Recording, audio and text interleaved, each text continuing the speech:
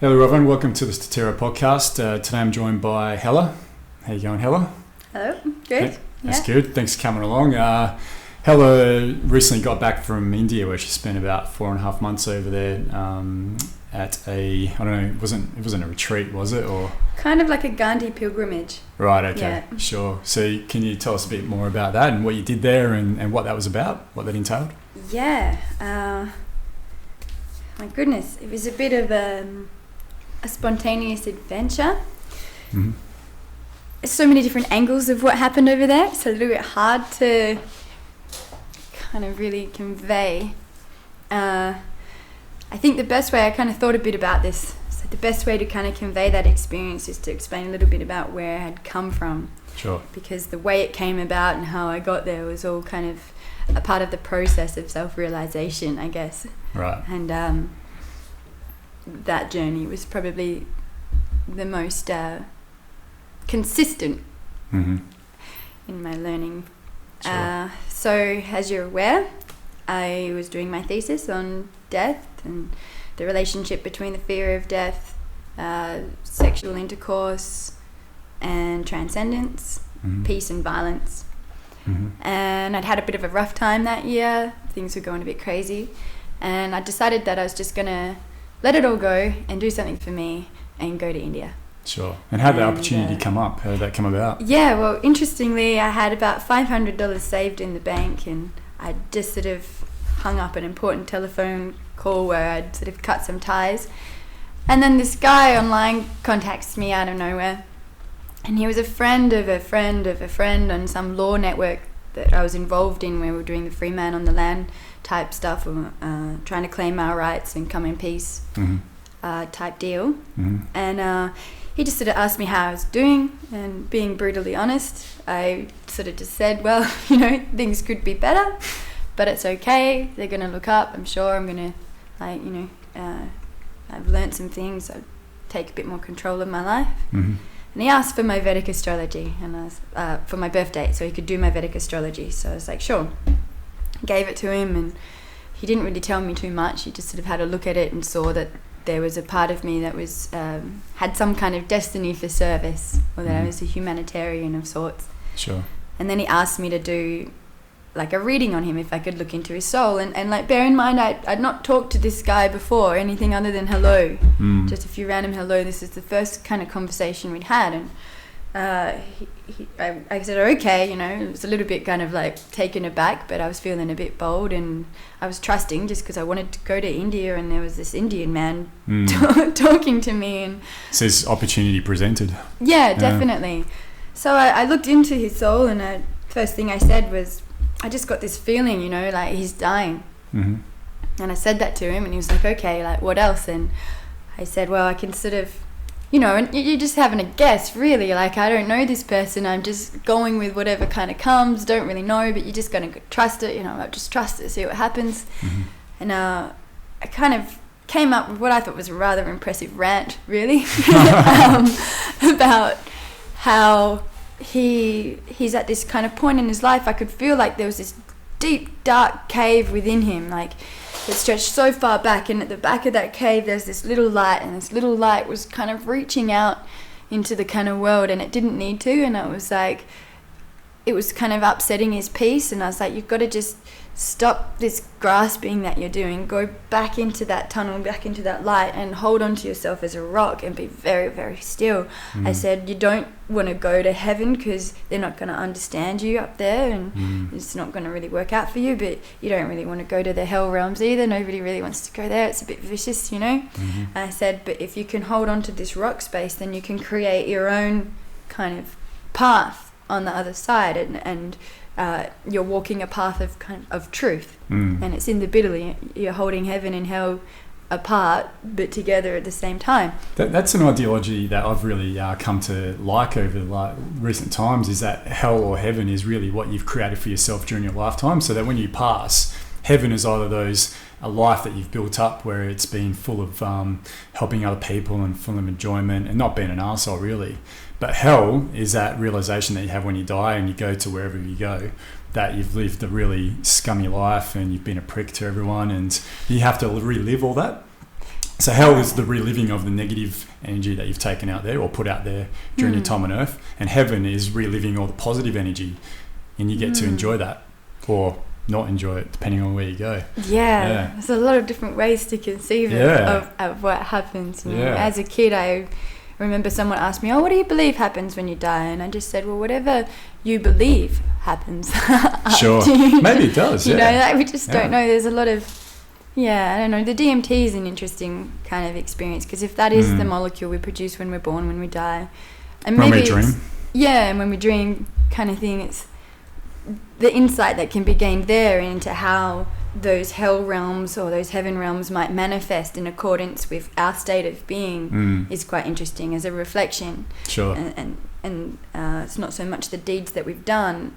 And that kind of goes in with scriptures as well, and this idea that we can be redeemed in our lifetime. So to me, it makes sense. It's more about the state, dying in a state of grace. Yeah. And we might do that by wrestling with our past and by redeeming ourselves, or we might do it through, I don't know, everybody's an individual. Yeah. And that's a real Buddhist way of looking at the time of death as well. They have to make, like, a big part of their philosophy is that when they're actually dying, that they're in a peaceful, calm place.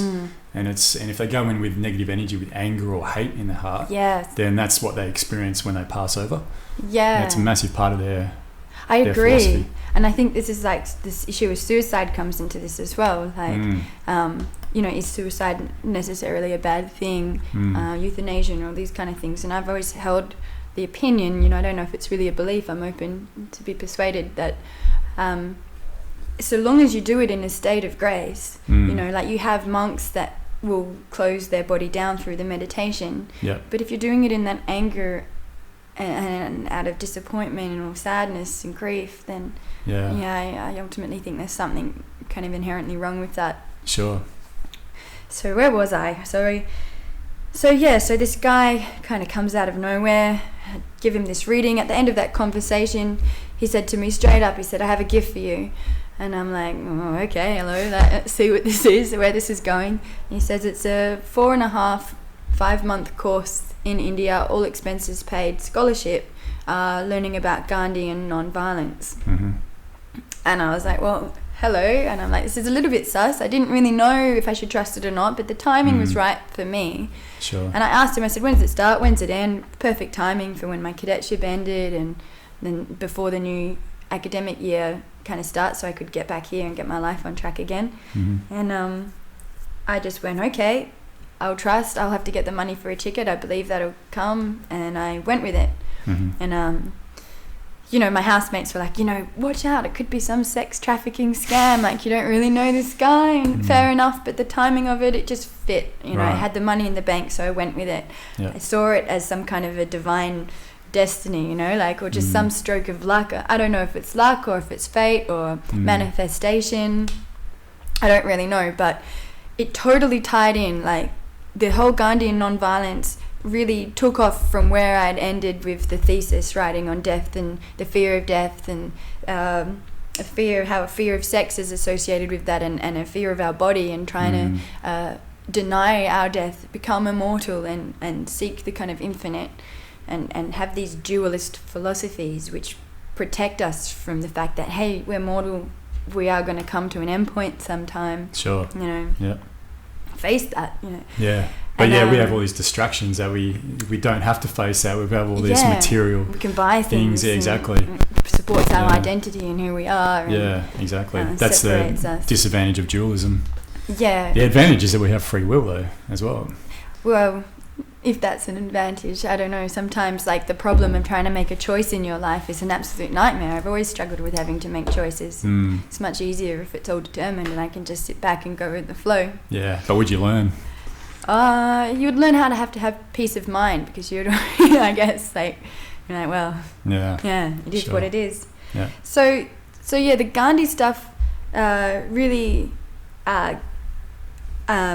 I got to a point in the thesis where I was really examining, like, our worldviews and how we conceive of the world in a way that doesn't promote violence, that can promote peaceful relationships between men and women, but not just men and women, but humanity and nature as well, and you know, like a whole of life view.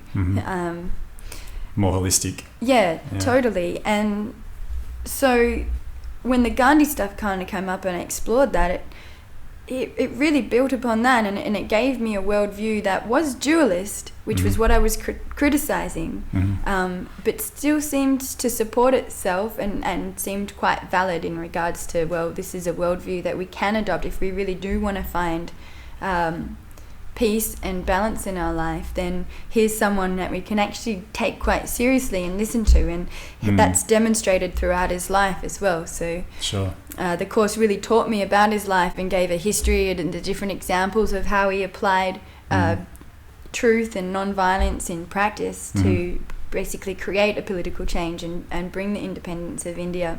And can you speak a little bit about that? Just give us a brief synopsis of what he did in the philosophy that he went with and worked with? Yeah. So I didn't bring my notes, but good. But yeah, it's definitely more fun this way.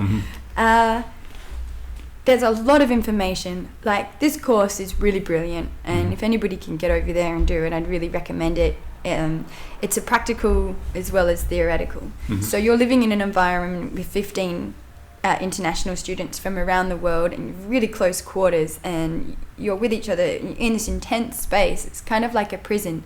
So Gandhi spent a lot of time in prison, and he said basically his greatest learning for self-realization came in his time in prison. Right. And I could kind of see that through his education institution. So where I was staying was at a university that he started, and he was a chancellor for 20 years. Right. And there's a security... And he was a lawyer as a background, wasn't he? Yeah, he started as a barrister. Well, as a Hindu who was from he was kind of like a prince almost, but of a principality, maybe like just a small region kind of thing, not how we kind of imagine a prince today. And his dad used to have really lots of different religions, like speakers of different religions coming and visiting, and so he had a really good spiritual education and from a really open mind. He was also in a merchant class as well, and the merchant class really fuels off having peace. Like, we're going to trade, it's differences have to be understood so that you can come together, and that process of negotiation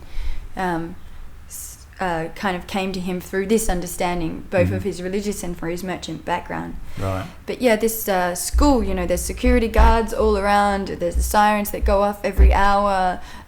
It's quite a militant approach to education, but it's there to kind of build you up so that you have a discipline over yourself. Yeah. So Gandhi, he's definitely all about love and peace, but he's also very militant in his approach, and it's very disciplined. And he's an ascetic as well, so he understands the value of sacrifice and sublimation, actually. So sublimating aggression, sublimating sexual energies, and turning this into a creative force for change. Sure. Let's see a little bit of a background of his life. I can't remember the sort of names. He became the barrister. That was good. He went over to South Africa. Which really influenced his perspective was his time in South Africa, wasn't it? Big time. Yeah. There was there's a few different markers in his life. I mean, reading the autobiography gives you a really good sense of that journey. My interest kind of being in regards to psychoanalytic interpretations of people's lives in their engagement with sexuality. One of the first experiences in his autobiography is actually about sexuality, where his father is dying and he's looking after his dad, and he had this really kind of a maternal instinct for caring, and he really liked nursing after his father, but one day he just got a bit horny and he ran off and has sex with his wife. He was also married at a very young age as well. It was a child marriage. And his father died. Oh, really? While he was away, and that just totally tore him apart. Yeah. And so this creates a big kind of psychological trauma in him about sexuality as well, and about how if he hadn't have been so caught up in his instincts, he would have been where he wanted to actually be. He would have had more control over that. Sure. So that was one experience that maybe has been said to kind of influence his later advocation of celibacy. brahmacharya, they call it over there. Mm-hmm. And there's a whole sort of feminist debate going on about that because it's rejecting the body. In India, there is? Yeah, just in scholarly circles in Okay. regards to Gandhi and, you know, what people are writing. Sure. Yeah, I read a very interesting book the other night, which is definitely food for thought. Mm-hmm. And that's kind of the debate that I'm really interested in Mm. is how do we have these dualist ideas that don't reject the body? Mm-hmm. Because when we reject the body, the woman who's so caught up in the physical processes through childbirth Mm-hmm. gets associated with that as well, and then she gets rejected, and it puts Sure. a wall up between us. See, there's a little bit of, even if it's through the unconscious, there's a little bit of disdain towards the woman because of this, like this fear Reminds that us of almost our comes across. mortality. Yeah, and exactly, the menstrual period as well, the blood and stuff. Yeah. And it is totally unconscious. It's not a conscious Sure. thing. And we can kind of see it come up in our cultural worldviews and ideas as well when we take a look at those and Yeah. how Yeah. that's going. Yeah. So yeah, I was kind of looking at Gandhi to see if he was guilty of doing that Mm-hmm. as well, or how he balanced that kind of relationship. But so he goes to South Africa, and the next kind of major influence that he had after being a barrister. Now a barrister, to have that's a very high achievement. He was wearing his suits and his top hat, and I think he might have had some spectacles, I'm not sure. You know, he's a first class kind of person, so he gets on this train and he's got a ticket that his friends have bought him to come over so that he can help them, because he happens to be a lawyer or a barrister who can speak in the language of Gujarati, which there's this case going on in South Africa and they needed his help. Mm-hmm. So they buy him a first class ticket and he gets on the train, and ultimately they kick him off. They say you can't ride first class because his Because of his colour of skin. yeah. And if, you know, he was a bit of a stubborn kind of man. He's like, you know, I've got a first class ticket, I'm not going to go into the back carriage. And so they kicked him off and he froze that night. It was freezing out there. Right. So that kind of was an experience of a certain injustice of, well, hang on a second, how does this go, you know? And so when he was in South Africa, he encouraged, he really discovered the form of, actually I'm not sure if he discovered it there so much as through his wife Statera, civil disobedience. Right. He put it into practice in South Africa, but it was actually his wife that taught him civil disobedience, because he was very controlling as a husband. And so there was one story of him, he was reading some scripture and it said, you know, how the wife must serve in the role of a wife, and he used that to basically say, you can't visit anyone without my permission, you can't see your cousins, even, like, no one. He was very dominating, but she would do it anyway. Right. And so that kind of taught him civil disobedience. Were they doing that passively though, this civil disobedience? Was it a passive? It's not civil passive as in someone can just boss you around though. It's definitely active. I'm actively clinging to my truth. And so she'd just look at him and smile when he'd try and boss her around. She'd just be like, okay, I can't go see my cousins. Smile and then just go and do it. She might have been more switched on than Gandhi was. Oh, yeah, there's books about her too. I haven't really got into that yet. I'm hoping to get there. Like, if he said that, you know, she was one of his greatest teachers. Right, okay, cool. Behind every great man there's a great woman, as they say. So she sort of put nonviolence into practice. And then his dad taught him how to show love through personal suffering as well. So there's this instance where he stole some gold from his brother out of some jewellery to basically, I think it was to fund his ticket maybe to go be a barrister in England to do that education. And this really played on his conscience. You know, Gandhi had a very strong conscience. I guess all the religious teaching and being exposed to that kind of played on his mind a bit.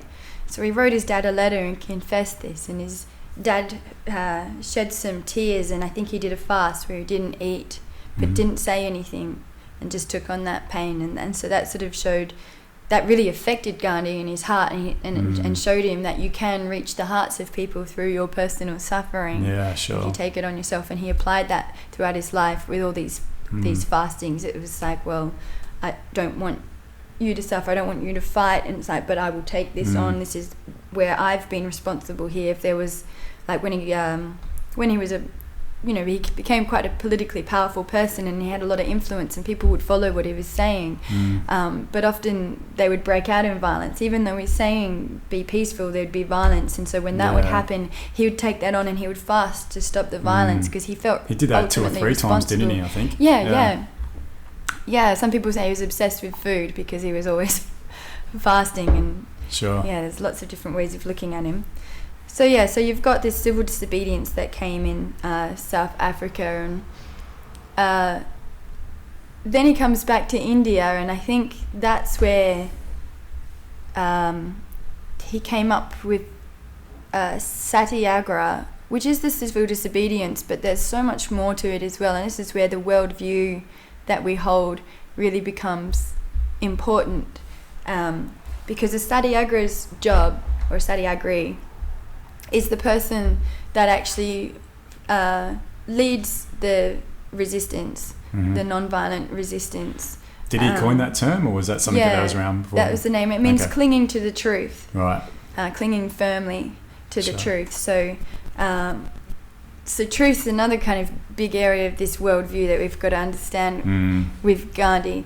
And he understood that we all have a relative truth, but he also believed in an absolute truth, but we only get glimpses of it. But he said it's absolutely important that we cling to our relative truth as well, but with an open mind, because we can only see so much. Sure. But there is an absolute truth, and part of that truth is that we've all come from a source, from one source, and we're all connected. And he really believed that because of that, there's a spark of the divine within each and every one of us, within nature as well. And so that divine can be brought out. So if there's violence, if there's conflict going on, it's that spark's being covered up. Yeah. And so we've got to bring it out of that other person and say, you're not my enemy. So there's no enemies in Gandhian thought. He only has friends. He sees everyone as a friend. Because it's all one. Everyone's one. We're all connected. Yeah. If you affect someone through violence or fear, then you're really, affecting everyone else around you as well. Every single person on this planet, including you're fighting yourself. Yeah. And the friends thing is really important as well. So, because he wrote this letter to Hitler, and it's a big controversy, and people will say, oh, Gandhi was like a team with Hitler, and it's just not the case at all. It's like that comes from people not understanding his worldview first, about the fact that we all have a spark of the divine in us. So he addressed everybody as friend, and so there's this letter that you can see at his ashram where he writes, dear friend, to Hitler. But he's not for Hitler at all. He's trying to persuade him out of it. Yeah, trying to show him some love and some compassion even. Because it's how do we... He doesn't want to see anybody as an enemy. So if he's going to persuade Hitler to change, he has to reach his heart. And so that was his way of doing that as a satyagrahi. Sure. So the satyagrahi has to go in there, see it's his opponent or adversary, not as an enemy, but as a friend, and then through their own personal suffering. So total non-violence. So, you've got these scenes in, if you watch the Gandhi movie, you will see it. You've just got hundreds of Indian satyagrahis, that are following Gandhi, just walking straight into the military, looking him dead in the eye. And there's so many reports, they didn't even flinch, and they're getting battened and broken arms, and the women are carrying off, and then they just go back, and they're just straight up. Just an absolute massacre. Yeah. And, one of the things Gandhi wanted to show was that non-violence isn't a weak, passive kind of approach. It's actually a very active, militant, disciplined approach that takes a lot more courage than standing there with a gun and shooting someone down. Sure.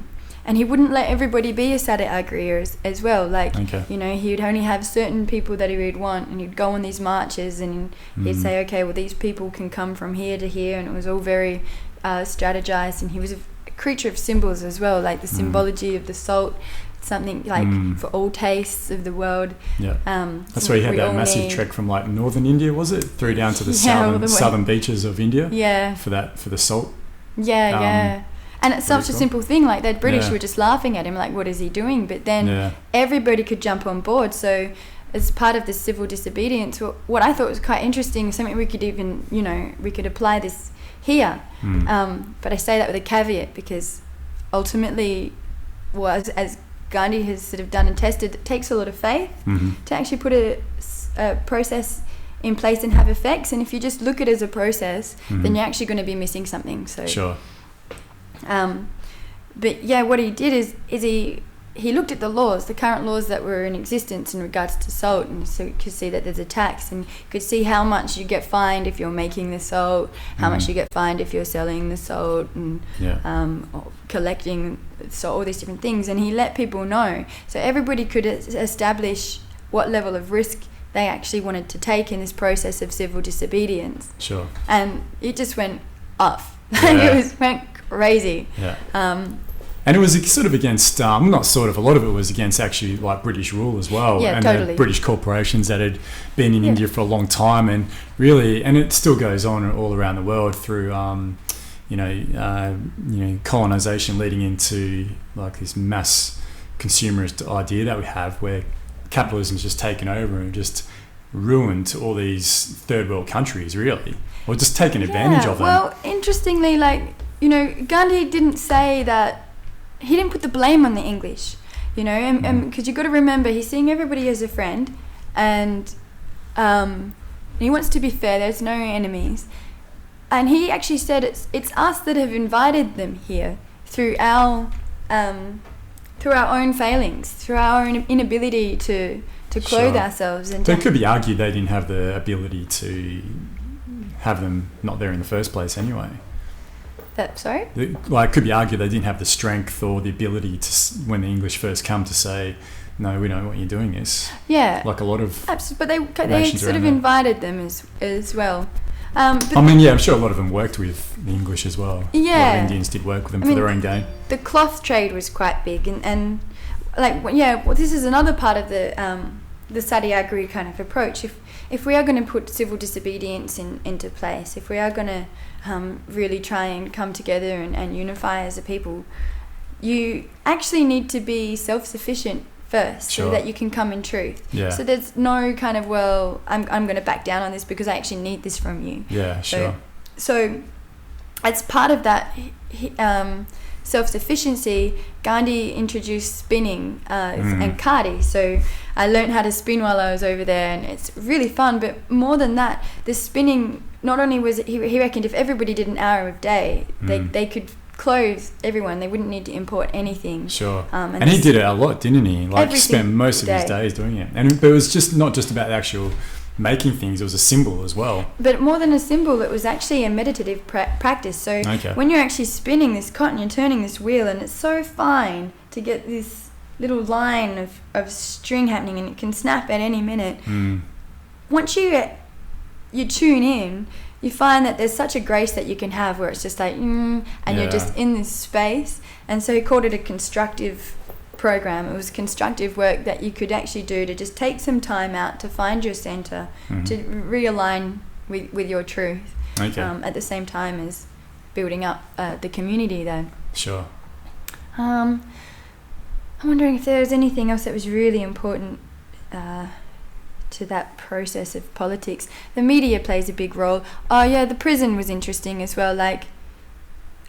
Prison was quite a virtue. It became a virtue. If you went to prison, it means that you're standing up for something. Right. So part of that clinging to truth is, say they would the British would charge Gandhi with something, and he'd go to the courts and he would say, well, yes, I am guilty, and you should give me the maximum penalty for this. Really? Yeah, and it was quite a politically smart thing to do, because people were like, no, this is Gandhi, we don't want him to go to prison for that many years and to suffer that much. And so the media would jump in on that, and then public opinion sways to his side, and this is another way of changing the hearts. And so eventually how he got Britain, the British Empire, out of India was through their massacre that they did when they suffered, and they just lost their moral standing. Sure. Their moral standing was gone. They could no longer pretend that they were there as these moral saviors of these Indian people. For the good of everyone. And Gandhi totally showed him up through his suffering and through his faith and through his belief and his constant communication with them and treating them as a friend. Sure. He really developed a moral standing that people could get behind. Sure. And the English lost theirs. So it was really a moral battle, and also a battle of faith too. Yeah. Faith in what exactly? Well, the faith that there is a spark of divine in all of us. Right. You know, that people can be changed. Yep. That they're not necessarily the enemy. That the violence is within the structures that we've built, and we have to come together in a harmony. Also, faith in the truth force, love force, and the soul force. Right. So the soul force is like kind of displays itself through our relative truth and our desires and what it is that we care about and what we want. The truth force is similar, like we see in injustice, and we're going to hold on to the fact that that's not right. We're not going to give up on that. Sure. And then the love force, that we can come together, that you're not an enemy. Right. And you're a fellow human being. Yeah. You're part of this. And we can work creatively together. Sure. Yeah. So Gandhi also used the word God a lot in his dialect, and I think that can scare a lot of people off. So it's worth mentioning here while we're talking about faith, because I really examined what this was about. And Gandhi had a lot of atheist friends, and there's actually a lot of atheist followers of Gandhi as well. And it's an interesting little area because Gandhi's pursuit was of truth first and foremost, and he actually says truth is God. God is truth. I can't remember now which one it ended up being. But, I think his final fast, he used to dedicate them to God. His final fast was dedicated to truth alone. Okay. He said to the atheist once, it's like, you're actually ahead of me because you have more of an understanding of the presence, because God isn't a symbol out there. It's like, it's just the truth. Sure. I'm inhabiting that truth right now. And so the awareness comes with that. So the God is kind of like a concept that's employed, but it's not necessary. It's not really tangible or it doesn't it's it's there to help lift us out of the heaviness of our bodies and the instincts and all of that sort of stuff. Sure. And just when we have a little faith, sometimes we need a concept that we're going to attach to. Hopefully it's only temporary. It was for Gandhi. Yeah. And his process was self-realization, and that process was found through the truth of his being and reducing his ego to zero. Right, okay. So that God force, or life force really, he said God was truth, love and light. So very similar to Jesus, and Christianity inspired him a little bit as well. I can't forget how he tied those together now, but I was quite convinced, and it made a logical sense. So by dropping his ego, he allowed himself to be immersed in that truth, love and light. Yeah. And just become that. Become nonviolence, a symbol of nonviolence. Sure. Because a lot of us do carry ego and anger and fear and hatred towards other people. Just really do prevent that wholeness, that source, or whatever you might want to call it, that love, from immersing itself with us as well and integrating itself with us. So this barrier we put up. No. Yeah, sometimes we don't want to... we don't want to stand in the light and truth of what we're doing in the world, because that comes back to free will then again, doesn't it? Yeah. And some people, God bless them, they'll do whatever the hell they want regardless of the consequences. And sure. You put the light on them and they're gonna scream. I'll burn. I'll start smoking. Yeah, or just get really hurt. Yeah.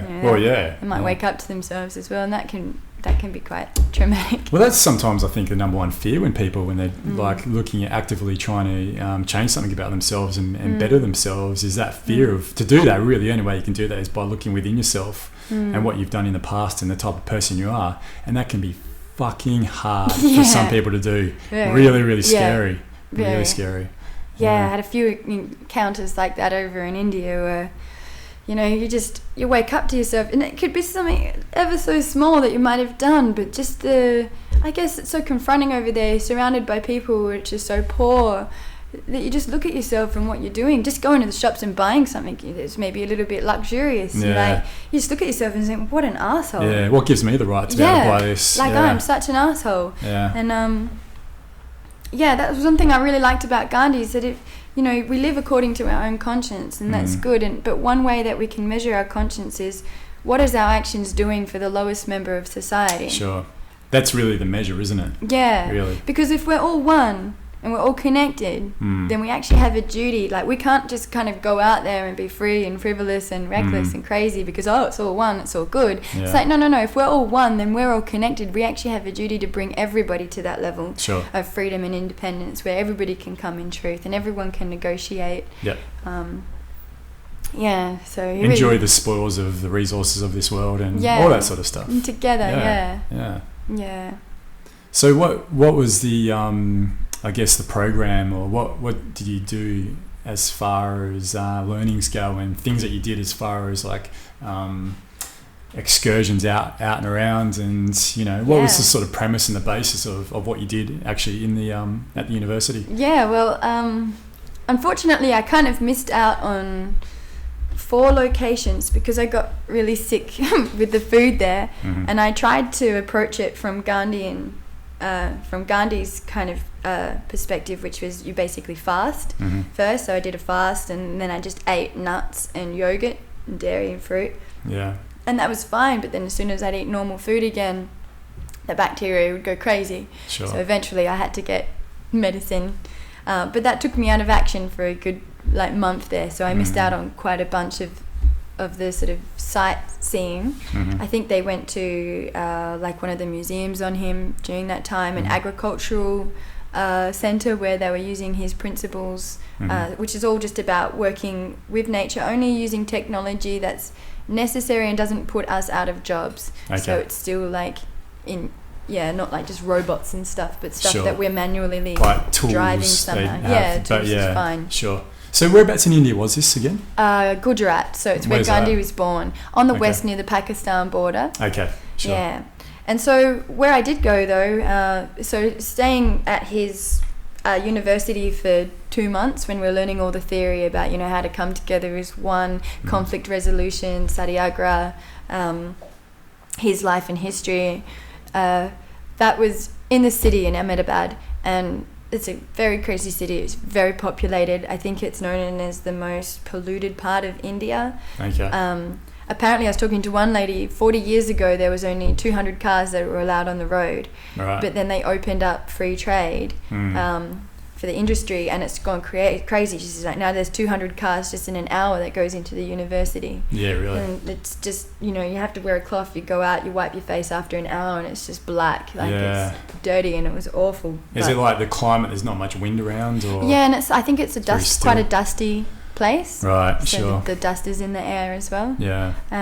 But it's quite an epic experience. It was definitely, I found it quite fun, just crossing the roads. It's a bit of an adventure, like an arcade game. And, sure. Although it's chaotic and polluted and stuff, everyone kind of flows together still. So there's a symbiosis that goes on. Yeah, still. Definitely. Yeah. And there's very, very poor to very, very rich, and that's kind of quite interesting. It's quite evident in lots of parts of India on a micro level and a macro level as well, isn't it? Yeah, I'm not sure because I only really kind of got to see Gujarat, and there's prohibition there as well. There's no alcohol, no public displays of affection. It's very strict. There's a lot of very large Muslim population there as well as the Hindu. And 2002 they had a massive riot that went crazy. So it's a bit of a terrorist zone. So you have a warning there from government not to go there or go with extreme caution. Really? And I don't think they have any privacy laws, so I picked up a couple times that maybe they were screening what I was writing online and stuff like that. So that was kind of fun because as an outsider you're possibly a national security threat, so they're looking at what you do.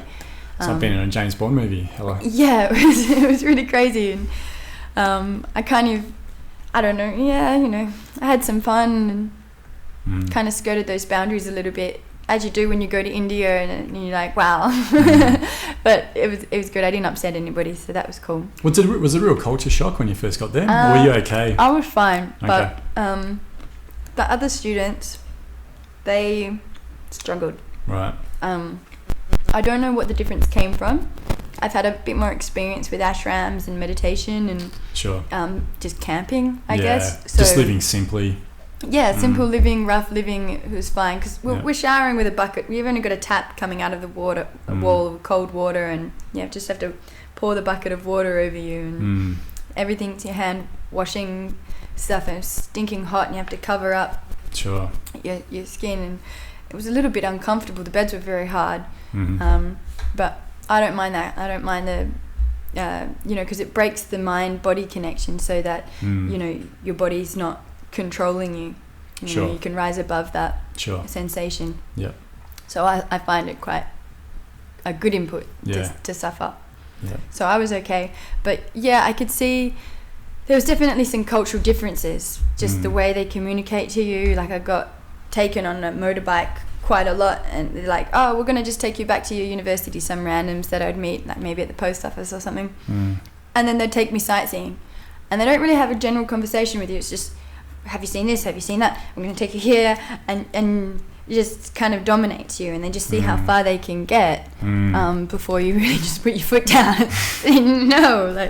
So I was always joking about getting hijacked with some random which was pretty fun.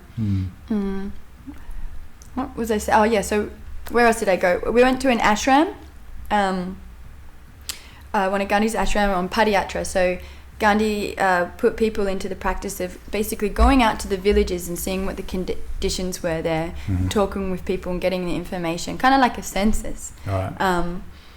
And so that was a good opportunity for us to go and see the villages, see how they're living, what those communities are kind of like, who's in charge, how they operate. So you put a lot of work in behind the media scenes, at least anyway, behind the marches and behind the fasting. You put a lot of work in. Absolutely. As far as community goes. He really went out, like having that barrister training, it really taught him the importance of getting evidence as well. Okay. So he would get to know the community, and he'd travel around and really spend that time in a place and see what do they need, what do they want. And it was about helping them to get what they want, not just taking control. Yeah. Or trying to fix them in his way, empowering them to be able to do that themselves. Yeah, absolutely. Yeah. So we went to this one ashram. That was really fun. I had a really great time at that trip. I don't know, I could give you my evangelical stories or yeah, definitely. Go for it.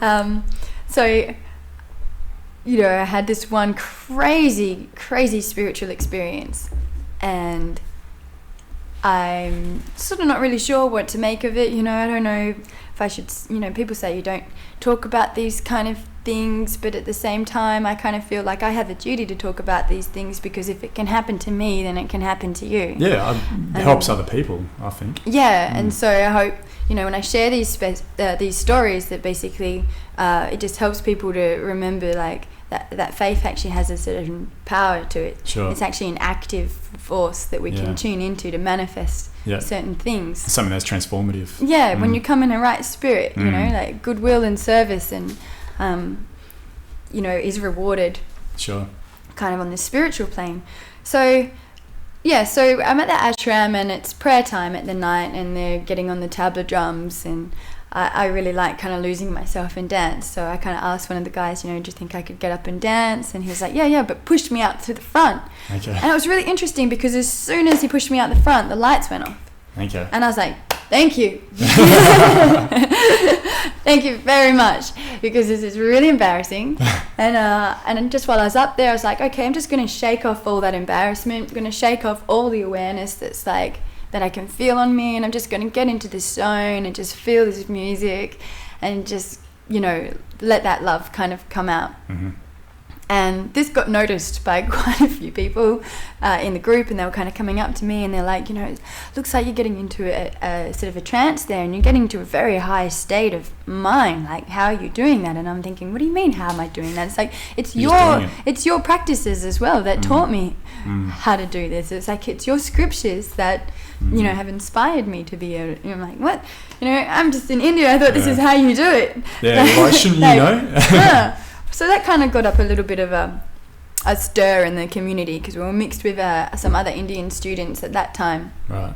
And so then we go on our Padayatra, and we meet this 93-year-old priest he looks maybe like 60 years old, and all he's lived off was... Don't say air. No, wholemeal bread that hadn't been deep fried or something. It's called roti. Okay. And that's it. Right. And he looked amazing, and he had these really piercing kind of eyes, And I sort of just sat there at this temple, and wasn't really going to say anything. They're like, speak. And I'm like, nah, I'm quite fine, just listening. And so one of the guys like spoke up for me, and he was like, this girl, like she was telling me about like the dancing and how I've had some experiences in my past where like a whistle, rosewood whistle, was tuned to the raga of Shiva and Durga. There was 2 whistles that came to me in my life, and that was a whole nother story. And Saraswati as well on the back of a violin like came to me, and he was sharing these stories with him and telling him about the dancing and stuff, and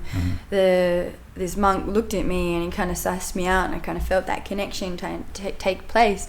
And then he turned to everybody in the group, and I was really embarrassed because he said to them that I was the highest in the group, that I had reached a state of being and presence that had united the male and the female energies, and that I had a natural instinct for spirituality.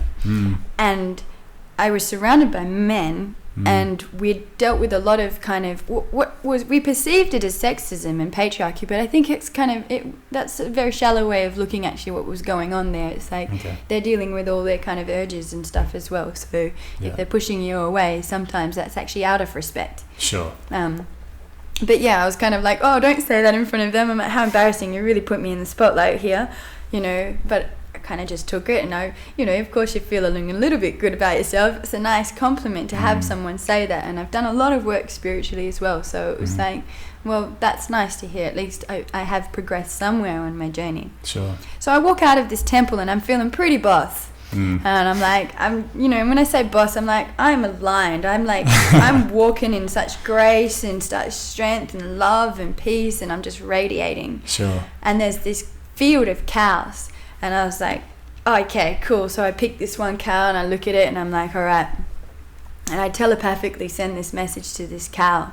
I said, cow, you and me are one. Come to me.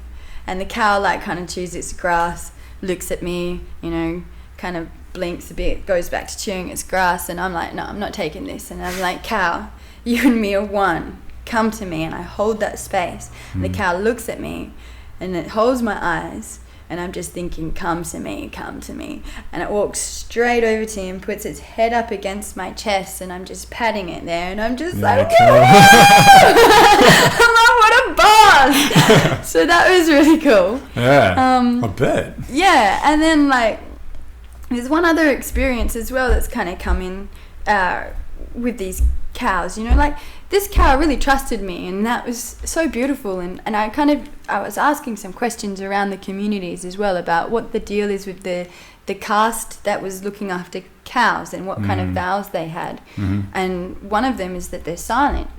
They have to be silent, and it makes sense because if those cows are telepathic, which I just discovered, like you can call them and it will follow you, and it's based on trust and heart, and love, and not through just the vocal. Yeah, as we know. Cow, get over here, and it's so sad. Like this kid came up and started hitting that cow with a stick to get it, and I was thinking, no, like these cows, you don't have to do that. You can just like communicate to them like this. It's cool. Sure. But if he's not doing it from a place in the right place, then it's never going to work though either, is it? Yeah, this poor kid. It seems that information or that transparency between the animals and the humans is getting lost. We're getting separated from it, or the need to like control is blocking it. It's human ego. Yeah. And I went to a temple, and they had like all these cows getting milked there, and the cows were not happy getting milked, and there was this massive cow. I was like, wow, that's one good looking cow. I was going to go check out that cow. Really like solid, beautiful coat, and it kind of grunted a little bit when I got close, and then the guy sent this calf over to it to milk, to suck on its boobs, and the cow did not want to have its boobs sucked like at all, and so this calf came over and it just peed all over the calf. Oh really? Yeah, out of spite. Okay. Like it was a tone, and I was just like, good for you. Like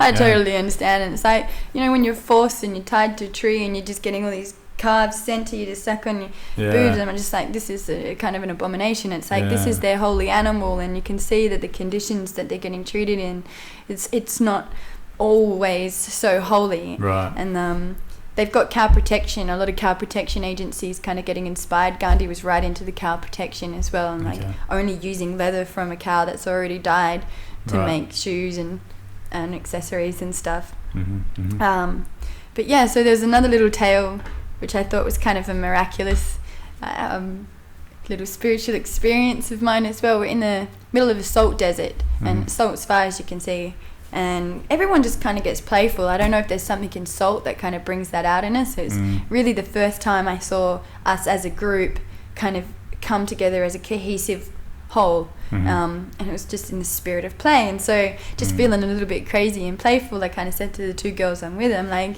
all right, let's go get some dinosaur bones this way. Like, yeah, sure. Let's go, right? And so I ran off, and I had some big boots on, and they kind of lagged behind, only having thongs and stuff. So I'm chomping through the salt, and lo and behold, I come across this pile of bones, and I'm just like, what the hell? And I'm like, okay, cool. I'm like, all right, blow my mind. So I pick up a couple of good-looking bones, and I tap them together, and they made this beautiful, like, resonant, like, sound. And I'm thinking, these are sacred holy cow bones, like, you know.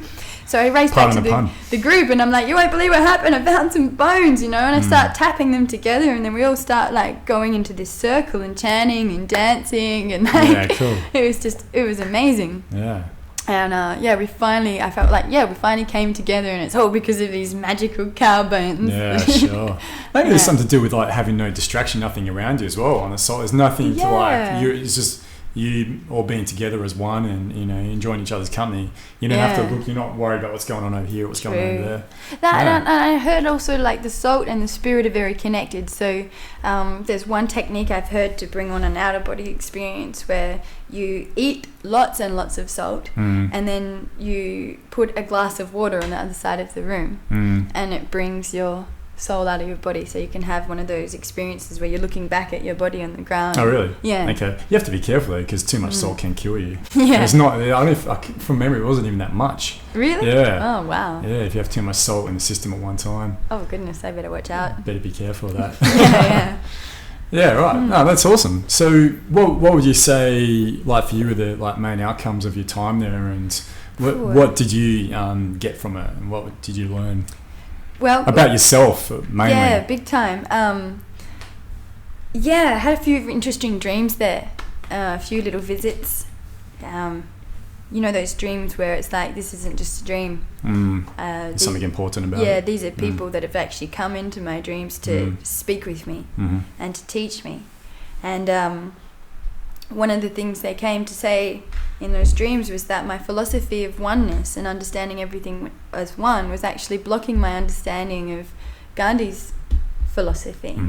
And that kind of, you know, I was like, how? Because I could see that, you know, I'd ask certain questions and they'd entertain me and they'd know these answers and stuff, but we were getting to a bit where I couldn't kind of penetrate any further, and I couldn't see what was going on. Okay.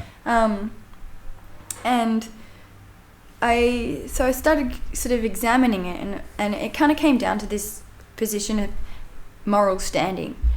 Where do you get a moral standing? If everything's one, and we've only got relative truth, and we're all learning, well, how can there ever be a right and a wrong? Sure. And I couldn't really conceive of that. I'm still kind of struggling with it a little bit. It's a bit fresh.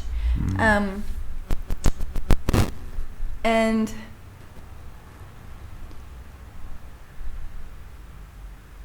yeah. I'm just trying to, like, get the right words for it.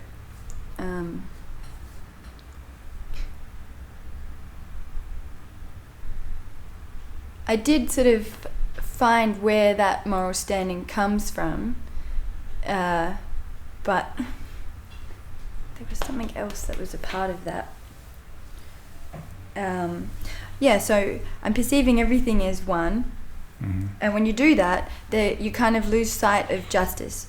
So it's like it's all one. And so I thought that our task of self-realization was actually to perceive everything as perfect, because if everything's a creation of God, or if everything is some divine manifestation of consciousness, then if I'm seeing any kind of ills in the world or any imperfection, then that's my arrogance, and that's actually me that's kind of then judging reality and separating myself from it, sure. Which is creating the problem. And so this is kind of where I was coming from, and I was kind of trying to pursue that. And it was creating some kind of odds between us, and I didn't really understand why. And you know, Gandhi's all about finding justice and equality, and I couldn't sort of see how he was bringing this worldview that we're all one into this justice and equality kind of thing, and it came down to the fact that while we're all one, we're connected through our origin of being with the divine source. So that spark of the divine is within us, but the candle might be quite on a low flame, or it might be in a bright flame. Sure. Due to environment or... Yeah, and to the structural violence or our poverty and all this kind of stuff. So the task of self-realization and helping others, which are ourselves as well, is to bring out that light that is within us, to shine brightly, that light of awareness, that light of truth, that light of love. And to do that, we have to help people to be self-sufficient, to stand on their own feet, to have that courage, to not be afraid of death, to be willing to really put their life on the line, to become a political person out of this private individual into the public sphere, to actually engage and talk and communicate about what we actually want and what we want to do. It's like playing the game, I guess, especially in the political sphere. Yeah. That's the game they've constructed and set up, and to actually affect change, you really need to play that game. Yeah, but not necessarily as a representative of other groups, but for yourself. Okay. As well. Yeah.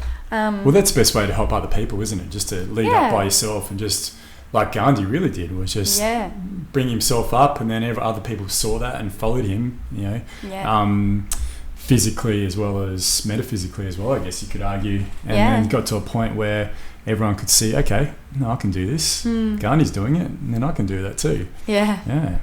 You just need someone to show the way. Yeah. And that's what he was all about, showing the way, and I guess inspired by Jesus as well, who was also on a similar kind of path of love and suffering, you know, taking on others' pain and transmuting that and creating a creative energy in that with which to bring about change in the world. Sure. I haven't really thought about that before, but they're very similar in that they did that through suffering. So I'll get back to that because it's an interesting point. That's also tied into my final conclusions on this course. But finding out that the divide of moral standing in this kind of concept of oneness, part of that was, well, where exactly does the moral standing come from? You know, like I was just saying, we have this relative truth. We only have glimpses of this kind of absolute truth in the unity between us. We sort of see differentiation. If we're all learning and we accept that we're all learning, then how can we have any kind of moral standing? And it comes down to understanding human nature. And I was looking at the myth of Sisyphus with a friend. I had a friend over there, and he was kind of on the same page that I had been on, where we're trying to basically find self-realization through the deconstruction of all concepts and worldviews, and just being totally present in the moment and going with the now and stuff. Sure. And the myth of Sisyphus kind of talks about, you know, being on this repetitive kind of path, being in the moment, but what's it all about? You know, there's a certain suffering there. He pushes this rock up the hill, falls down, and gets up, does it again, and it's like, well, life is full of meaningless suffering. And I sort of said to my friend, I'm like, hey, think about this today, like, you know, and we'll get back to each other and we'll both contemplate this. It's like, is suffering meaningless? And he was thinking about it, and he was like, well, there's some things that he cares about, you know, like his family and his music, and so life has some meaning it's worth sort of striving for. And I came to a very similar conclusion, but based it in Gandhian thought, which was that it's a part of human nature to strive towards an ideal. We can't actually avoid that. That's a part of who we are. We are self-reflective, and so we are kind of co-creators in this world. We don't, if you're kind of trying to just inhabit this moment and the now, we're actually fighting our own nature, and it actually becomes an absurdity. Then we're actually trying to find meaning in meaninglessness. Yeah, sure. And it's creating a little bit of a flux. And sometimes now when I come across that philosophy, I sort of think, what are you trying to justify? What's going on there? Why not strive towards something? If this is our nature, and that's what Sisyphus is doing, is pushing that rock back up the hill. Might fall down again, but he picks himself back up and he does it again. And they say, well, you know, but if he's happy, you know, we should see that he's happy, and he doesn't sort of show any expression. But it's not really about being happy. It's about having peace with our own human nature. So he can actually live in the moment and be at peace. even though he's striving, and that what he's striving for ultimately like fails at the end, but he keeps doing it. And so this striving towards an ideal is actually what gives us our moral standing. So we're all learning and we're all failed and we're not perfect and we kind of go through our life and we make these mistakes and stuff. But as long as we pick ourselves up and we keep striving to find that perfection, to come in greater love and truth and light, then we have something that's worthy of like inspiring others as well, and leading and taking a leadership position, having a bit of a moral standing, having something to offer. So it's not achieving like a final outcome, like, you know, getting that rock to the top of the hill and there it stays. It's about how you do that, how you go about actually even in fits of failure, how you can still go through it, still do it, and be at one and be a way, peace. not an end. It's not a means to an end. It's like the end is the means. Yep.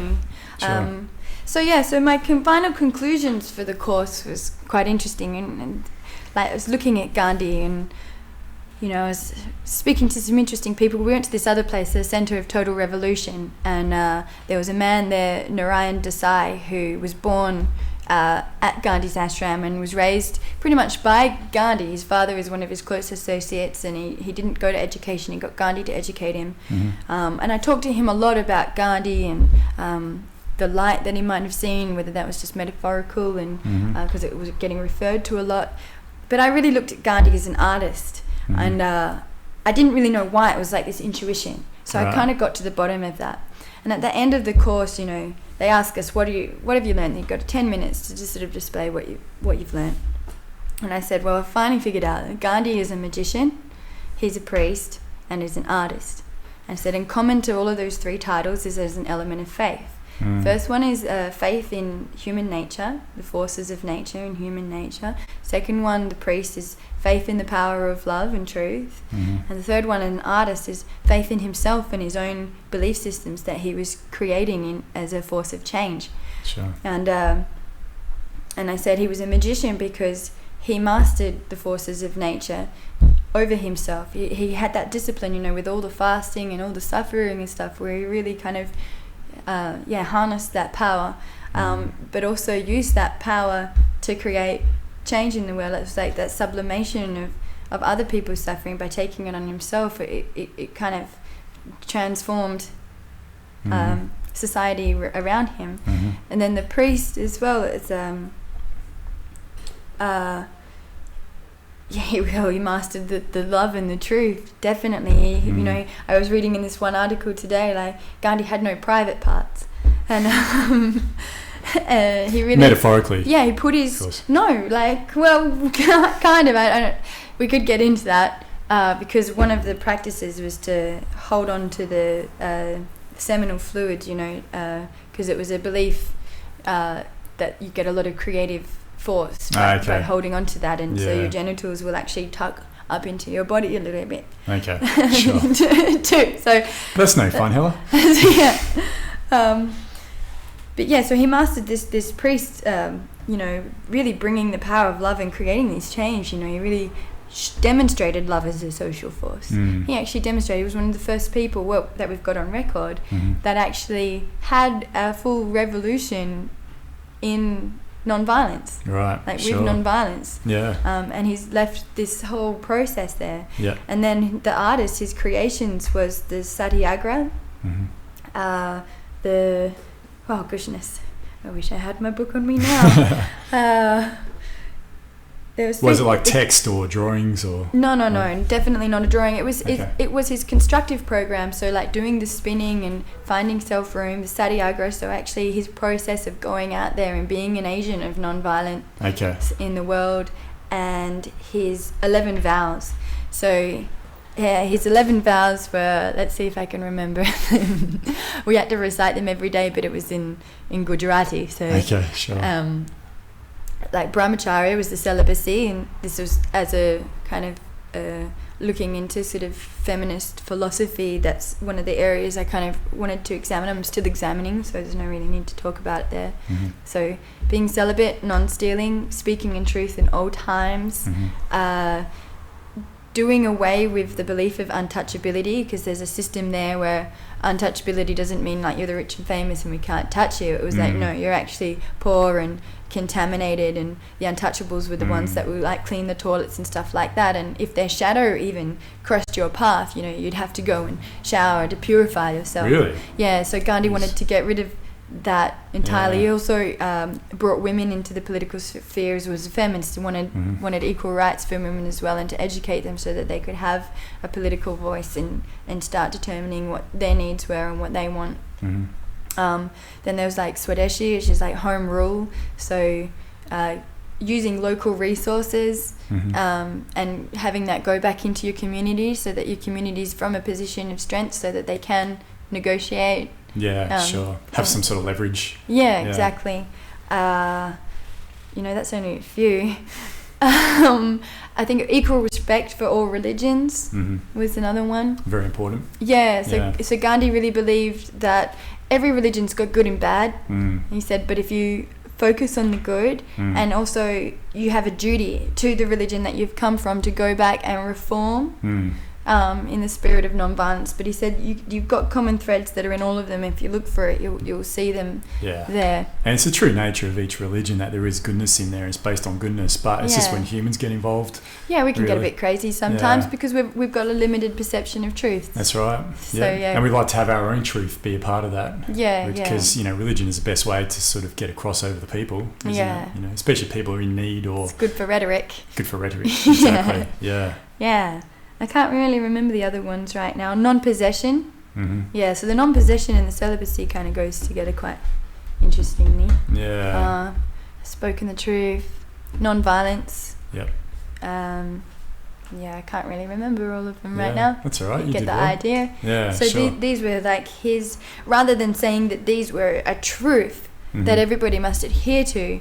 When I say he's an artist, it's saying that no, this was his creations that he had faith in for his journey. And so these vows, they were really there to give us an ideal that we strive towards, which is inherently kind of unattainable. But that's good because it keeps us striving, and that's part of our nature, and it keeps us moving forward. Sure. So he actually liked the fact that they were unattainable, but he actually he got there, you know, like he eventually attained the perfection over this, and this is kind of why he dies a martyr and as a symbol and the father of the nation there, you know, why he's such a powerful figure.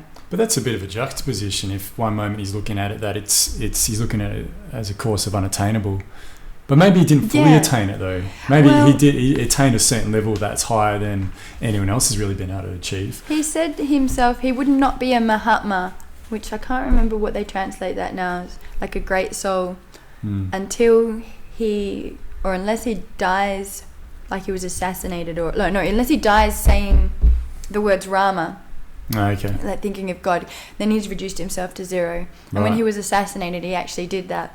But they had deemed him a Mahatma before them, but it was too much. It's like a title he didn't really want, because he's a seeker. He's trying to be, and it's quite interesting. It's like, well, that's true. You can't really get your self-realization and reduce yourself to zero until you do die. Yeah. So until then, like, he's got these 11 vows and these truths and stuff that worked for him, but ultimately there's still a bit of Gandhi in there. Yeah.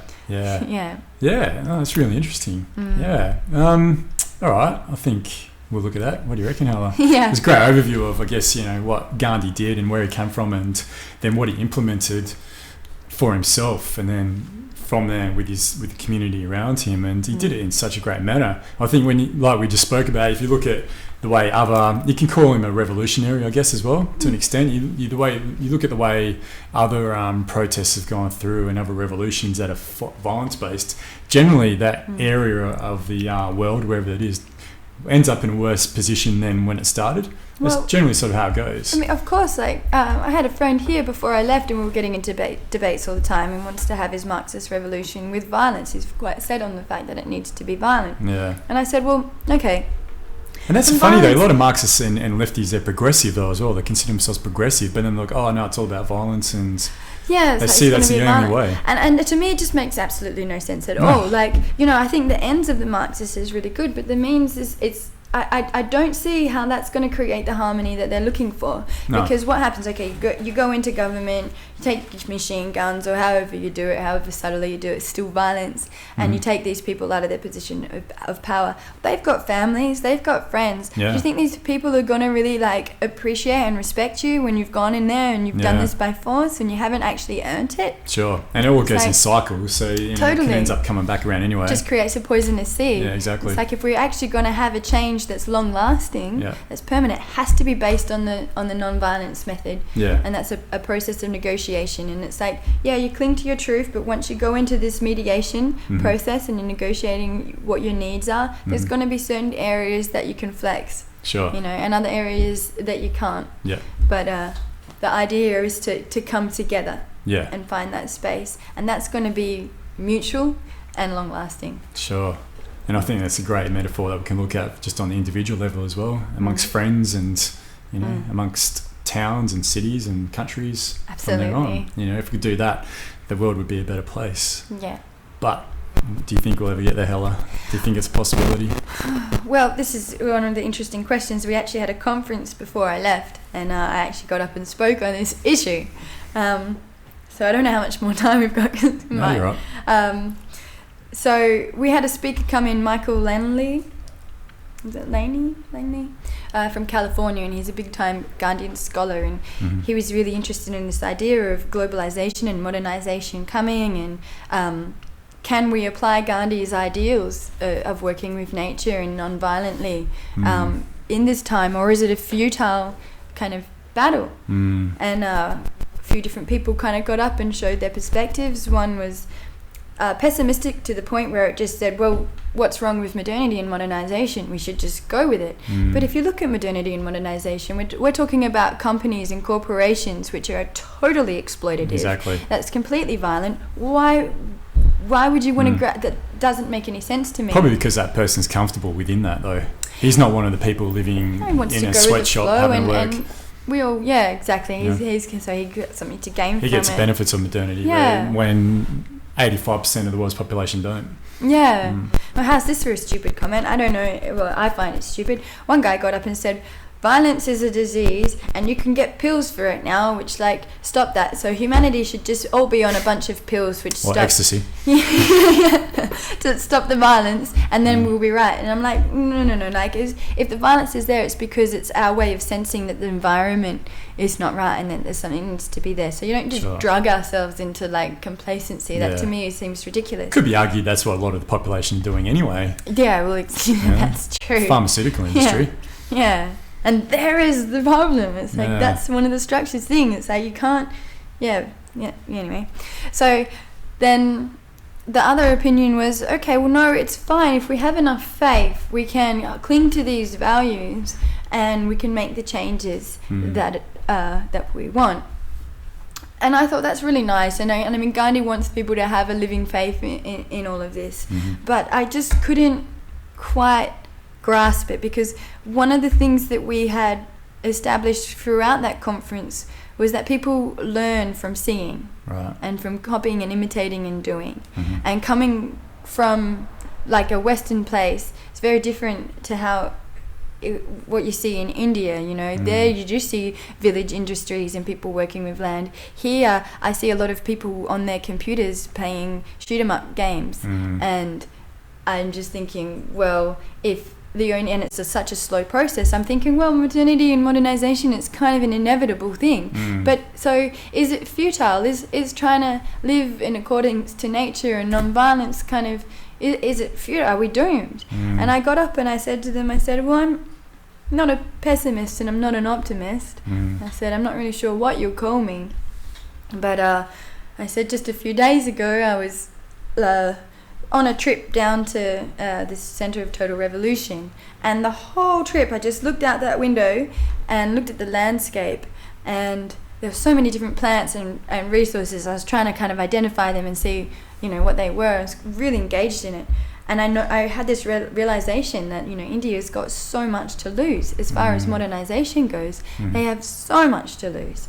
And I just sort of expressed to them, I kind of I mourn for India, and I mourn for these people that are clinging to their values and what they've seen, and then the harmony, the resourcefulness that they've had, because I said it to me, it's inevitable that modernization is coming. Sure. And this will be lost.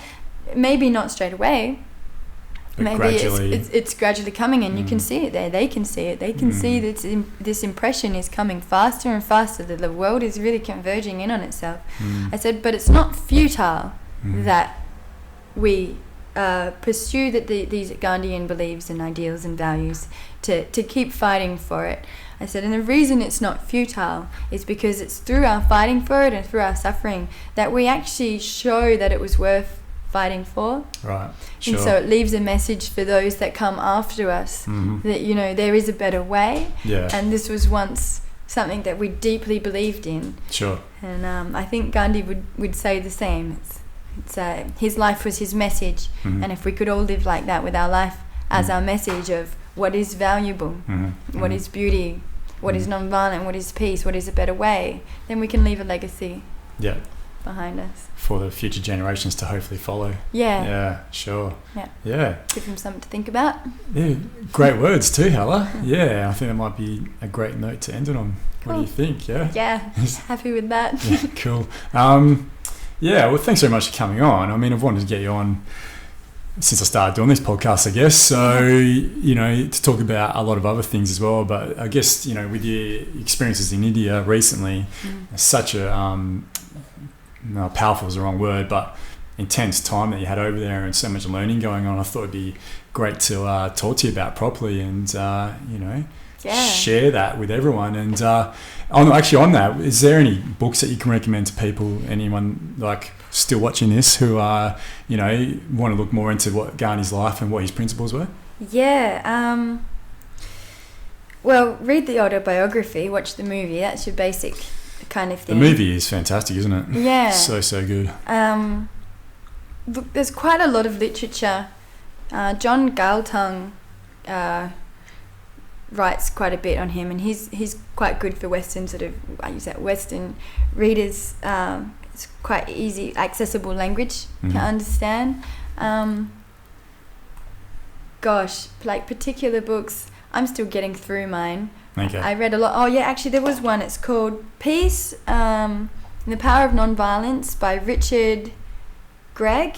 Okay. That one gave me a really deep understanding of the process of civil disobedience, how to train yourself up, what's actually involved, how it's a bit of a militant discipline.